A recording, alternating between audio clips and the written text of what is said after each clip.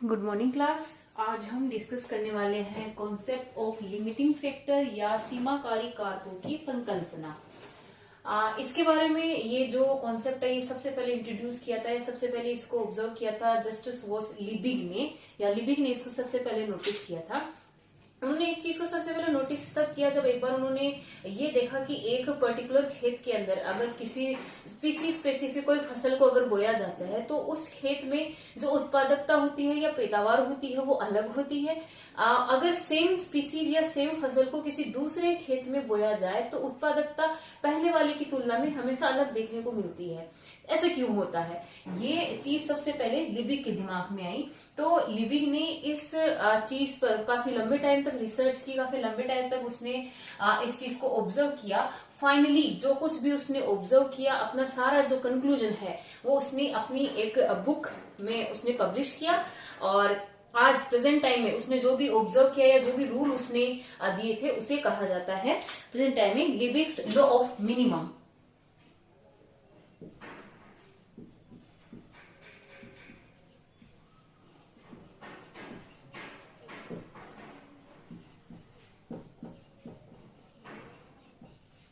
Liebig का ये जो नियम है, इसमें लिबिग ने ये कहा था कि किसी भी ऑर्गेनिज्म की बात करें, चाहे हम किसी प्लांट की बात करें हो या चाहे हम किसी एनिमल की बात करें हो, उसको अगर प्रॉपर ग्रोथ करनी है तो उसको जितने भी न्यूट्रिएंट्स होते हैं एक क्रिटिकल अमाउंट के अंदर चाहिए होते हैं जो उसकी ग्रोथ में हेल्प करते हैं। लेकिन ये जो न्यूट्रिएंट्स होते हैं इनको हम दो कैटेगरी में डिवाइड कर सकते हैं। ये लिबिग ने उसको दो कैटेगरी में डिवाइड किया था, मैक्रो न्यूट्रिएंट्स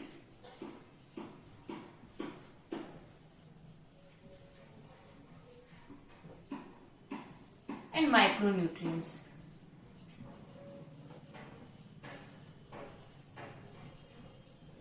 कि ऑर्गेनिज्म को रिक्वायरमेंट के अकॉर्डिंग की कौन से न्यूट्रिएंट्स है वो ज्यादा अमाउंट के अंदर चाहिए तो वो मैक्रोन्यूट्रिएंट्स की कैटेगरी में आते हैं। अगर कोई न्यूट्रिएंट या कोई मिनरल है वो बहुत ही कम अमाउंट के अंदर या ट्रेस के फॉर्म में ही चाहिए होता है तब वो माइक्रोन्यूट्रिएंट की कैटेगरी में आता है। ये सारे जो मैक्रोन्यूट्रिएंट है या माइक्रोन्यूट्रिएंट है एक क्रिटिकल अमाउंट के अंदर होने जरूरी है, तभी कोई ऑर्गेनिज्म चाहे एनिमल हो या प्लांट हो वो प्रॉपर ग्रोथ है वो कर पाएगा। तो लिबिग ने ये कहा कि किसी भी ऑर्गेनिज्म की ग्रोथ के लिए जो कुछ भी न्यूट्रिएंट रिक्वायर्ड होते हैं उनमें से अगर कोई एक भी न्यूट्रिएंट या फैक्टर अगर क्रिटिकल अमाउंट से कम है तो वो उसकी ग्रोथ को अफेक्ट करेगा। अगर कोई फैक्टर जो है क्रिटिकल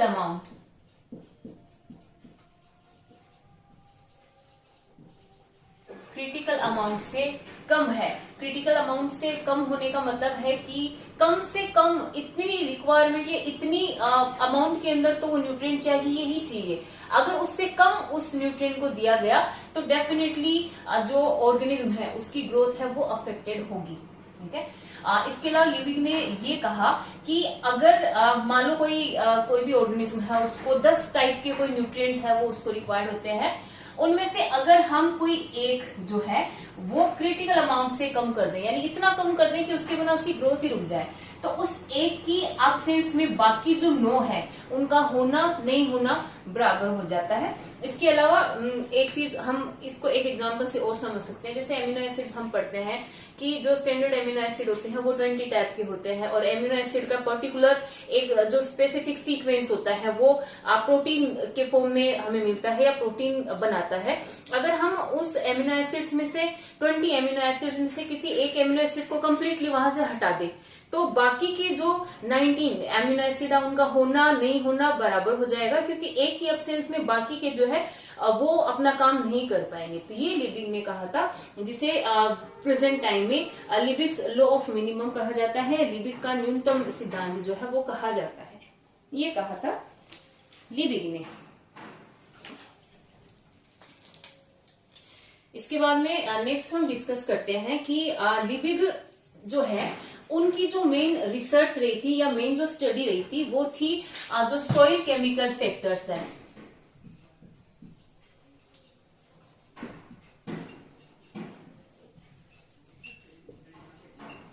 लिविंग ने अपना जो मेन रिसर्च किया था, अपनी जो मेन स्टडी की थी, वो सोइल में प्रेजेंट जो न्यूट्रिएंट्स होते हैं like calcium, magnesium, manganese, zinc, iron, इन सब के बारे में उसने स्टडी करी थी और उसके बेसिस पे इसने अपना सारा जो कंक्लूजन है वो दिया था। लेकिन अगर हम देखें तो इसमें कुछ कमी थी, जिसे आगे एक और साइंटिस्ट आए थे ब्लैकमैन, उन्होंने इन रूल को पूरा किया। वो थे scientist Blackman.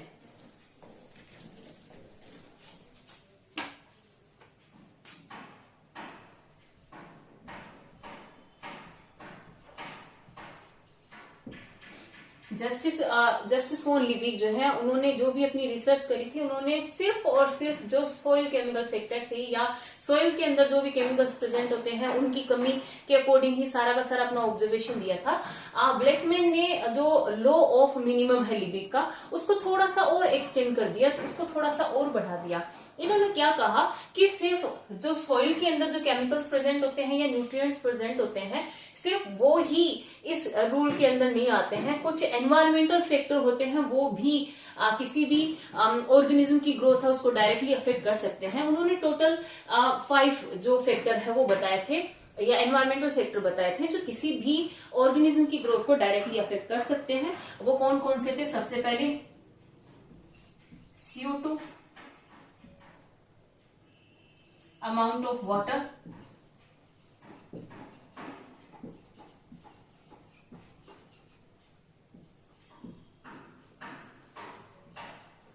Intensity of light या प्रकाश की तीव्रता,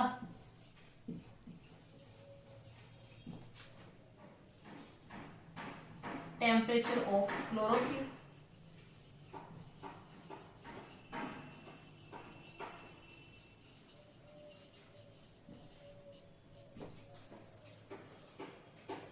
and amount of chlorophyll।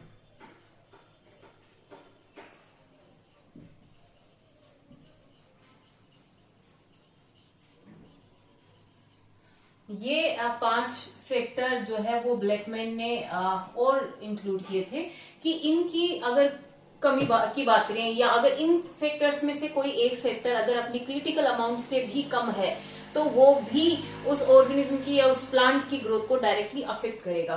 For example, जैसे हम जानते हैं ये सारे के सारे जो फैक्टर होते हैं वो प्लांट्स के अंदर फोटोसिंथेसिस में इन्वॉल्व होते हैं। अगर किसी एक की अमाउंट अगर क्रिटिकल पॉइंट से कम चली जाती है, तो फोटोसिंथेसिस की प्रोसेस है या फोटोसिंथेसिस की जो रेट है, ऑब्वियस सी बात है वो अफेक्ट होगी। फॉर एग्जाम्पल, जैसे हम CO2 की बात करें, CO2 की अमाउंट है वो हमने क्रिटिकल पॉइंट से कम कर दी, और फोटोसिंथेसिस की प्रोसेस में हम अच्छे से जानते हैं कि CO2 plus H2O plus solar energy को कंबाइन करके प्लांट्स जो है वो ऑर्गेनिक मटेरियल या ग्लूकोज का फॉर्मेशन करते हैं। तो अगर हम CO2 की अमाउंट को कम कर देते हैं, तो बाकी की अमाउंट अगर हम डबल भी कर दे या कितनी भी बढ़ा दे, इससे कोई फर्क नहीं पड़ने वाला है फोटोसिंथेसिस की रेट पे।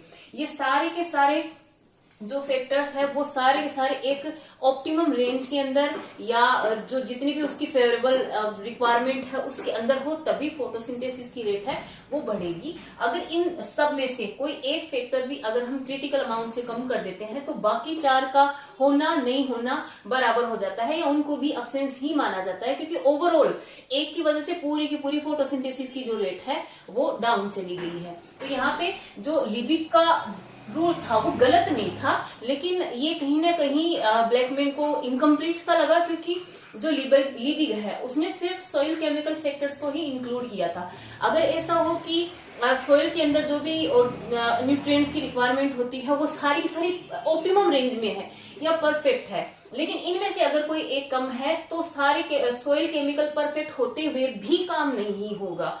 तो यहाँ पे जो ब्लैकमैन है उन्होंने जो लिबिक के रूल है उसको एक तरह से कंप्लीट किया था। इसके बाद में नेक्स्ट हम डिस्कस करते हैं फैक्टर इंटरेक्शन। इसके अलावा एक चीज और कि अब प्रेजेंट टाइम में जो रूल्स थे ब्लैकमैन और लिबिक ने दिए थे, इनको कंबाइनली लिबिक ब्लैकमैन लॉ के नाम से जाना जाता है। नेक्स्ट जो इम्पोर्टेंट पॉइंट हम डिस्कस करने वाले हैं वो फैक्टर इंटरेक्शन है। ये भी एक तरह से देखा जाए तो ये जो लिबिक ब्लैकमैन का लॉ है उसका थोड़ा सा एक्सटेंशन ही है। इसमें क्या कहा गया था, ये जो रूल है ये दिया था टेलर ने। टेलर ने ये कहा था कि कई बार नेचर में ये चीज देखने को मिलती है कि अगर कोई कोई भी फैक्टर है वो अगर क्रिटिकल अमाउंट से या क्रिटिकल पॉइंट से कम है, तो कई बार देखने को मिलता है कि उस फैक्टर की कमी को कोई दूसरा फैक्टर रिप्लेस कर देता है। तो यहाँ पे टेलर ने ये कहा कि सिर्फ एक फैक्टर का क्रिटिकल पॉइंट से कम होना काफी नहीं है लिमिटिंग लॉ ऑफ मिनिमम की रेंज में आने के लिए। यहाँ पे टेलर ने ये कहा कि कोई दो फैक्टर्स का जो कॉम्बिनेशन है वो अगर क्रिटिकल अमाउंट से कम है, तब इसे हम लिमिटिंग की जो रेंज है उसमें लाएंगे। इसको हम एक एग्जांपल से समझ सकते हैं। फॉर एग्जांपल, जैसे मोलस्कन्स की अगर हम बात करें, मोलस्का के जो एनिमल्स हैं उनके बारे में हम सबने ये पढ़ रखा है कि मोलस्का के जितने भी एनिमल्स हैं उनके बॉडी के बाहर एक कवच पाया जाता है या शेल जो है वो प्रेजेंट होता है, जो कि मेनली कैल्शियम का बना हुआ होता है। तो ये टेलर ने ये नोटिस किया कि अगर कुछ मोलस्कन ऐसे एक्वेटिक एनवायरनमेंट में रह रहे हैं जहां पे कैल्शियम जो है वो क्रिटिकल पॉइंट से कम है, तो वहां पे ये देखने को मिलता है कि एक दूसरा फैक्टर होता है स्ट्रोंशियम, वो कैल्शियम को रिप्लेस कर देता है। तो यहाँ पे जो लॉ ऑफ मिनिमम वाली चीज है वो जनरली देखने को मिलती ही नहीं है। तो यहाँ पे टेलर ने ये कहा कि सिर्फ एक फैक्टर का क्रिटिकल पॉइंट से कम होना काफी नहीं है, कोई दो फैक्टर्स का जो कॉम्बिनेशन है, दो या दो से ज्यादा का कॉम्बिनेशन है, वो अगर क्रिटिकल पॉइंट से कम है तब हम उसको लिमिटिंग की कैटेगरी के अंदर लाएंगे। इसका एक एग्जाम्पल हम और देख सकते हैं कि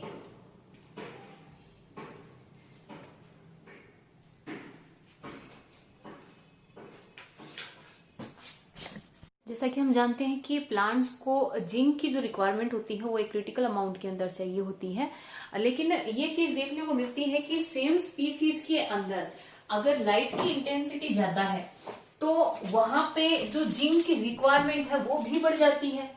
अगर ठीक इससे उल्टा अगर हम करें तो कोई जो सेम स्पीसीज का प्लांट है अगर छाया में है या शेडेड एरिया के अंदर लगा हुआ है तो उसकी जो जिंक की रिक्वायरमेंट है वो भी ऑटोमेटिकली डाउन हो जाती है। तो यहाँ पे अकेला जिंक काम नहीं कर रहा है, दो फैक्टर लाइट की इंटेंसिटी और जिंक की जो अमाउंट है वो दोनों एक साथ में काम कर रहे हैं। अगर लाइट की इंटेंसिटी बहुत ज्यादा तेज मिल रही है प्लांट को तो उसकी जो जिंक की रिक्वायरमेंट है वो भी बढ़ जाती है। तो यहाँ पे दो फैक्टर एक साथ में काम कर रहे हैं।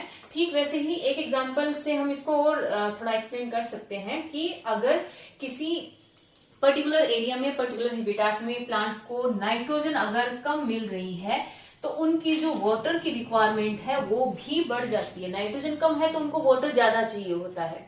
अगर ठीक इससे उल्टा अगर हम करें, किसी हैबिटेट के अंदर, किसी एनवायरनमेंट के अंदर नाइट्रोजन की अमाउंट अगर प्लांट्स को या ऑर्गेनिज्म को प्रॉपर रिक्वायरमेंट के अकॉर्डिंग मिल रही है तो वो अकाल को या एकदम सूखे से सूखे मौसम को भी आराम से वो टॉलरेट कर जाएंगे। तो यहाँ पे जो टेलर है उसने जो लिमिटिंग फैक्टर की जो डेफिनेशन है उसको थोड़ा सा और एक्सटेंड किया। उसने जो फैक्टर इंटरेक्शन वाला जो कॉन्सेप्ट है या जो भी उसने ऑब्जर्व किया फैक्टर इंटरेक्शन के बारे में, फैक्टर इंटरेक्शन का ये जो फिनोमेना उसने ऑब्जर्व किया, इसको लिमिटिंग फैक्टर की जो डेफिनेशन है उसके साथ में ही इंक्लूड करने के लिए इसने एक नई डेफिनेशन दी थी। इसने ये कहा कि सिर्फ कोई एक फैक्टर अगर क्रिटिकल अमाउंट से कम है तो वो लिमिटिंग फैक्टर की तरह बिहेव करे जरूरी नहीं है। कई बार ये देखने को मिलता है कि एक से ज्यादा कॉम्बिनेशंस जो होता है फैक्टर्स का, उसको अगर हम फेवरेबल कंडीशन से कम कर दें या क्रिटिकल पॉइंट से कम कर दें तब जाकर के वो लिमिटिंग फैक्टर की तरह बिहेव करते हैं। जैसे इस एग्जाम्पल के अंदर लाइट की इंटेंसिटी और जिंक, ये दो फैक्टर एक साथ में काम कर रहे हैं। यहाँ पे नाइट्रोजन और वाटर की रिक्वायरमेंट, ये दो एक साथ में काम कर रहे हैं। तो ये था टेलर का जो फैक्टर इंटरेक्शन का जो कॉन्सेप्ट है, जिसको इसने कॉन्सेप्ट ऑफ लिमिटिंग फैक्टर के साथ में ही इंक्लूड कर दिया। नेक्स्ट एक इंपॉर्टेंट चीज जो हम डिस्कस करने वाले हैं वो है सेल्फोर्ड का टॉलरेंस का जो नियम है वो हम नेक्स्ट डिस्कस करने वाले हैं।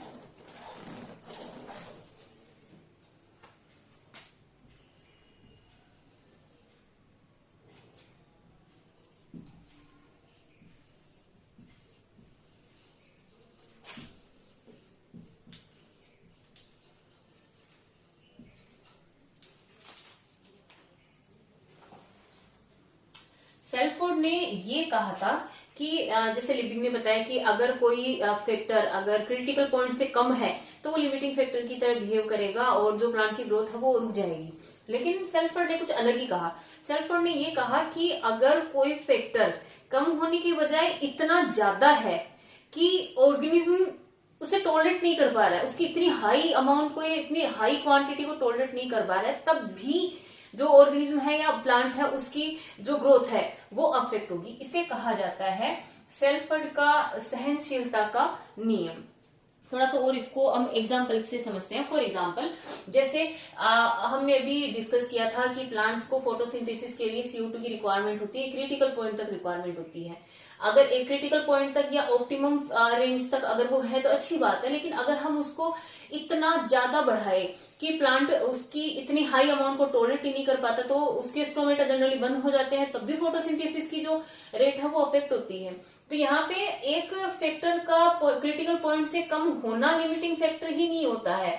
अगर कोई फैक्टर उसकी टॉलरेंस की रेंज से ज्यादा है तब भी वो यहाँ पे ग्रोथ को अफेक्ट करता है। तो इसे कहा गया था सेल्फोर्ड का सहनशीलता का नियम। इस नियम को भी जो लिमिटिंग फैक्टर की जो डेफिनेशन है उसके साथ में ही इंक्लूड कर दिया। और ये जो सारे जो कॉन्सेप्ट जो दिए गए थे, सबसे पहले स्टार्ट किया था लिबिग ने, फिर ब्लेकमैन ने इसको थोड़ा सा और एक्सप्लेन किया था, टेलर ने इसमें थोड़ा सा और इसमें एड किया था कुछ, और सेल्फोर्ड ने जो कहा वो भी इसी के अंदर ही एड कर दिया गया। तो ये सारे के सारे जो कॉन्सेप्ट है इनको प्रेजेंट टाइम में modern concept of limiting factor कहा जाता है।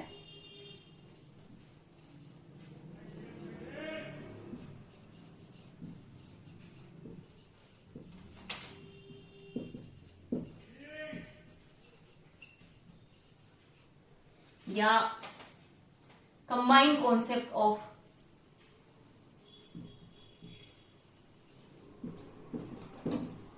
ये सेल्फोर्ड ने कहा था। इसके अलावा हम एक चीज और डिस्कस कर लेते हैं जो हमने थोड़ा सा कल भी इंट्रोड्यूस किया था। जो जितने भी फैक्टर्स होते हैं, जैसे हम सॉल्ट की बात करें या CO2 की बात करें, वाटर की बात करें, टेम्परेचर की बात करें, लाइट की बात करें, तो इनसे रिलेटेड जो ऑर्गेनिज्म की जो टॉलरेंस की जो रेंज होती है, इसके लिए दो वर्ड यहाँ पे इंट्रोड्यूस कर रही हूं, स्टेनो एंड यूरी। अगर कोई ऑर्गेनिज्म किसी पर्टिकुलर फैक्टर की एक छोटी सी रेंज को ही टॉलरेट कर सकता है तो उसके लिए हम स्टेनो टर्म यूज करते हैं। वहीं इसके अपोजिट अगर कोई ऑर्गेनिज्म पर्टिकुलर किसी एक फैक्टर की बड़ी सी रेंज, चाहे फैक्टर हम बात करें टेम्परेचर होगा, सैलिनिटी होगी, ह्यूमिडिटी होगी, कुछ भी होगी, उसके लिए हम यूरी वर्ड यूज करते हैं। ये किसी भी फैक्टर के लिए हो सकता है। फॉर एग्जाम्पल जैसे अगर हम टेम्परेचर की बात करें तो वो एनिमल्स जो टेम्परेचर की एक छोटी सी रेंज को, यानी कुछ डिग्री के बीच में ही वो सरवाइव कर सकते हैं। अगर उस डिग्री से टेम्परेचर डाउन लाते हैं तो भी वो सरवाइव नहीं कर पाते हैं, या अगर उससे ज्यादा भी टेम्परेचर हम लेके जाते हैं तब भी वो सरवाइव नहीं कर सकते हैं।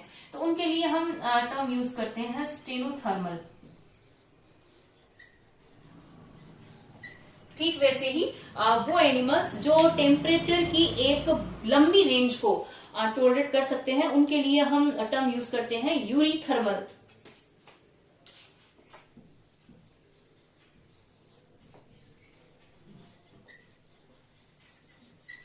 इसके अलावा अगर जैसे टेम्परेचर की बात न करके अगर हम वाटर की बात करें कि वाटर की एक रेंज को टॉलरेट करने वाले एनिमल्स की बात करें, तो वो एनिमल्स जो वाटर की एक छोटी सी रेंज को ही टॉलरेट कर सकते हैं उसे स्टेनोहाइड्रिक कहा जाता है।